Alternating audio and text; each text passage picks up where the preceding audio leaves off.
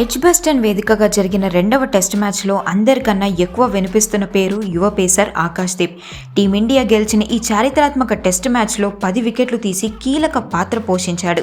దాంతో ఎక్కడ చూసినా ఆకాశ్దీప్ పేరు మారుమ్రోగిపోతోంది. కానీ ఈ విజయం ఆకాశ్దీప్కు అంత ఈజీగా రాలేదు.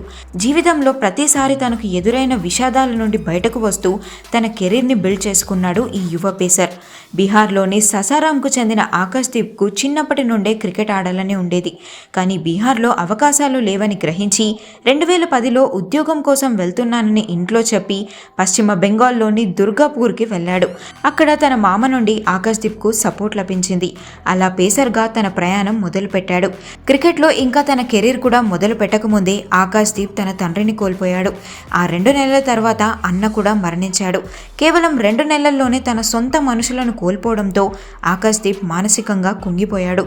మరోవైపు ఆర్థిక సమస్యలు వెంటాడుతుండడంతో ఇంటి పెద్దగా కుటుంబాన్ని చూసుకునే బాధ్యత అతనిపై పడింది. దాంతో 3 ఏళ్ల పాటు ఆటకు దూరమయ్యాడు. తండ్రి, అన్న మరణాల నుండి కుటుంబం కాస్త తేరుకున్న తర్వాత ఆకాశ్దీప్ 2018లో మళ్లీ ప్రాక్టీస్ మొదలుపెట్టాడు. కోల్కతాలోని యునైటెడ్ క్లబ్ నుంచి సిఏబి సెకండ్ డివిజన్ లీగ్లో మళ్లీ ఆడడం ప్రారంభించాడు. అక్కడే మొహమ్మద్ షమి పరిచయమయ్యాడు.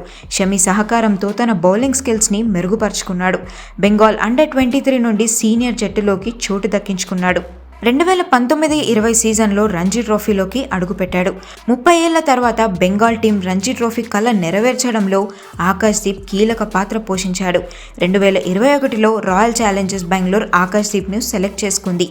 ఇలా దొరికిన అవకాశాన్ని అందిపుచ్చుకుంటూ ఎన్ని సమస్యలు ఎదురైనా కూడా తన లక్ష్యాన్ని చేరుకోవడానికి ఆకాశ్దీప్ ఎంతో కష్టపడ్డాడు.